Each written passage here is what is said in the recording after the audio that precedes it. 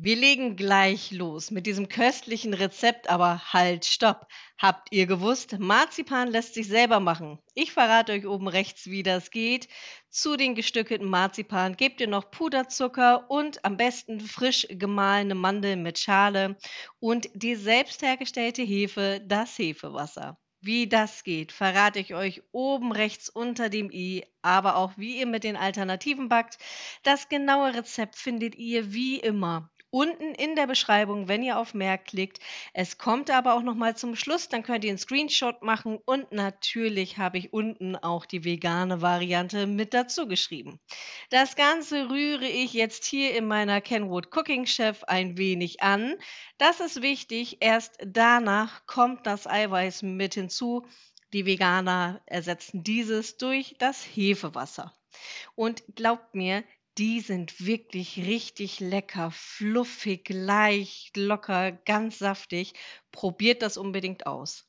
So sieht der Teig dann aus. Er muss wirklich nur kurz durchgeknetet werden und ist sehr klebrig. Am besten nehmt ihr dann einen Löffel oder Eisportionierer. Ich hatte so ein Dreier-Set bei mir zu Hause. Ich habe es immer noch. Und da habe ich die mittlere Variante genommen. Ihr könnt sie natürlich auch größer oder kleiner verwenden. Einmal kurz rundformen und dann länglich, damit ihr die Enden schön rund habt. Danach werden sie in gehobelten Mandeln ganz einfach gewälzt. Ihr seht, da könnt ihr die glatt lassen, formt sie danach zu dem Hörnchen und könnt sie dann auf eine Backfolie geben. Ich nehme ja hier meinen Mini-Backofen und da kommen ungefähr 12 Stück drauf, je nachdem, wie groß oder klein ihr sie macht. So, und ihr könnt natürlich die Hörnchen auch kleiner oder größer machen. Dementsprechend müsst ihr dann später die Backzeit verringern oder verlängern, aber dazu später noch mal mehr. Falls ihr merkt, die kleben jetzt nicht so schön dran, das kann tatsächlich durchaus sein, auch wenn der Teig feucht ist, dann habe ich jetzt hier noch mal den Tipp und zwar gibt es jetzt verschiedene Varianten. Entweder drückt ihr das per Hand an. Ja, das würde gehen. Das ist aber die umständliche Variante. Wir wollen es einfacher haben. Zum einen könnt ihr die Mandelblättchen ein bisschen zerkleinern und dann mit feuchten Händen könnt ihr dann diese Kugel formen und dann länglich wieder und dann wälzen. Dann bleibt das auch noch mal viel besser dran hängen, wenn die Mandelblättchen ein bisschen zerkleinert sind. Falls ihr übrigens Lust habt auf ein Weihnachtsbrot, möchte ich es jetzt mal nennen, wo ihr eure Reste von Mandeln, Nüsse und so weiter super verwerten könnt, schreibt es mir mal bitte gerne unten in die Kommentare. So, und auch hier schön andrücken, vorsichtig. Der Teig ist wirklich weich, aber mit ein bisschen Übung klappt das. Ansonsten hier jetzt mit den angefeuchteten Händen, das könnt ihr sehen. Da habe ich wirklich meine Hände in so eine kleine Schüssel Wasser getunkt, dann gewälzt, nochmal hier ein bisschen nach mit Wasser. So, dann länglich. Guckt, dass ihr in der Mitte noch ein bisschen dicker bleibt und an den Spitzen ein bisschen dünner werdet. Und dann kleben die Mandelblättchen auch viel besser dran. Und ich bin schon sehr gespannt, wie euch meine Variante schmeckt. Ich kann euch sagen, ich hatte eigentlich vor, die für meine Arbeitskollegen zu machen. Die haben es aber nicht aus dem Haus geschafft. Also, dementsprechend sind sie wirklich sehr gut angekommen, waren wirklich schnell weg, also super lecker.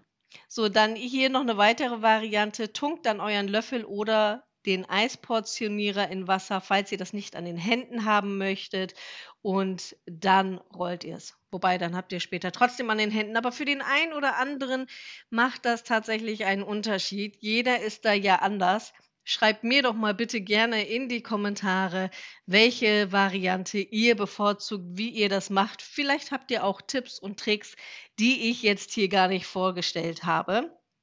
So wieder Hörnchenform und schon kann das Ganze wieder auf das Backblech. Ja, wir wollen ja großzügig sein mit dem Bandeblättchen. Das geht jetzt direkt in den Ofen. Das Tolle an dem Mini-Backofen ist, er braucht nicht vorheizen, kann direkt losgehen. Nach einer Viertelstunde sehen die so aus und wer möchte, kann in die geschmolzene Schokolade noch ein bisschen Butter oder Kokosfett geben. Bei mir ist es kühler, das heißt, ich kann es endlich mal in einem Stückchen dazugeben. In unserem früheren Haus war es tatsächlich so immer so warm, dass das Kokosfett immer flüssig war. Das mit der Schokolade ist kein Muss. Ich mache das ganz gerne, weil ich nicht so eine dicke Schicht Schokolade an den Mandelhörnchen haben möchte. Wer das dicker möchte, lässt das Kokosfett bzw. die Butter einfach weg, schmilzt einfach die Schokolade. Entweder im Wasserbad oder alternativ in der Mikrowelle geht das ganz genauso. Da immer für 30 Sekunden ganz kurz wieder durchrühren und dann wieder für 30 Sekunden rein. Meistens bevorzuge ich die Variante mit dem Wasserkocher bzw. mit dem heißen Wasser in der Schüssel, weil ich finde tatsächlich, dass es da ein bisschen schonender ist. Aber wichtig, wenn die Plätzchen aus dem Backofen kommt, nicht sofort auf das Kuchengitter geben. Dann zerbrechen die euch. Lasst sie erstmal auf der Backfolie ein bisschen ankühlen und packt sie dann auf das Kuchengitter. Dann bleiben sie auch ganz.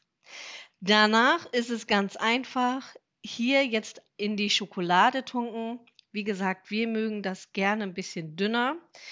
Es ist nicht viel Schokolade übrig geblieben, obwohl ich das ja quasi gestreckt hatte mit dem Fett. Da guckt einfach, wie das für euch am besten ist. Manche mögen das auch, wenn sie den Boden reintunken. Das würde ich dann tatsächlich mit Hilfe einer Gabel machen. So, und die Mandelblättchen, die da reinfallen, werden einfach runtergetaucht. Vielleicht kleben sie ja noch mal an dem Hörnchen dran. Und falls die Mandelhörnchen euch nicht reichen, wie ihr köstlichen selbstgemachten Marzipan selber verwenden könnt, dann schreibt mir doch in die Kommentare, was ihr euch sonst noch wünscht. Ich arbeite schon unter Hochdruck an den neuen Rezepten. Die Mitglieder wissen da schon Bescheid und haben auch dieses Rezept exklusiv vorab bekommen. Falls euch so etwas interessiert, einen exklusiven Blick hinter die Kulissen, dann seht ihr noch mal die Rezepte vor allen anderen und könnt schon mit dem Backen loslegen. Dann schaut gerne mal unten in die Beschreibung. Da ist nicht nur das Rezept und auch das Equipment, was ich nutze und auch empfehlen kann, zumindest dann für das jeweilige Video, sondern auch dann noch mal eben die Mitgliedschaft. Die ist monatlich kündbar und am Anfang des Monats verlose ich auch noch mal eben 10 Mitgliedschaften. Ab Bronze ist das dann immer, die ihr dann einen Monat kostenfrei ausprobieren könnt, damit ihr da auch noch mal Einblick bekommt. Und falls ihr da Wünsche oder Fragen zu habt, schreibt auch das bitte gerne einmal in die Kommentare. Ich werde mich jetzt gleich wieder in die Küche begeben und viele neue Rezepte für euch machen. Hier sind weitere Videos, in denen wir uns wiedersehen und ich sende euch ganz liebe Grüße. Eure Emma.